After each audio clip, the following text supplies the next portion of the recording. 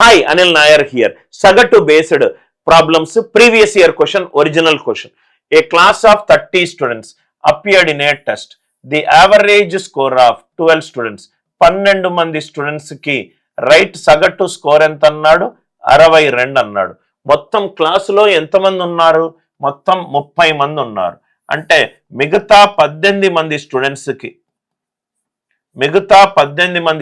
కి సగటు ఎంత వచ్చింది సార్?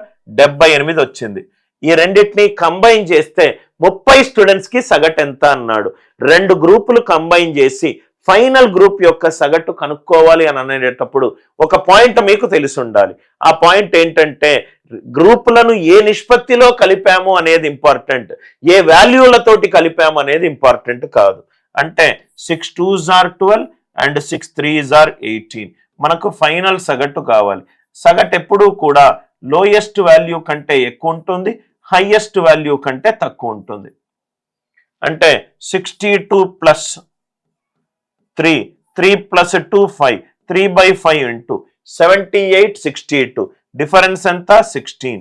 అంటే 62 ప్లస్ 48/5, 48/5 ఏమవుతుంది? 9.6. 62 ప్లస్ 9.6, ఆన్సర్ ఎంత? 71.6. ఇది లోయెస్ట్ వాల్యూ కంటే ఎక్కువ, హైయెస్ట్ వాల్యూ కంటే తక్కువ. అంటే 78 మైనస్ 2/2 ప్లస్ 3 ఎంత? 5. 78 62, డిఫరెన్స్ ఎంత? 16. 78 మైనస్ ఇదేమో 6.4. ఇలా చేసినా మనకు ఆన్సర్ ఎంత వస్తుంది? 71.6.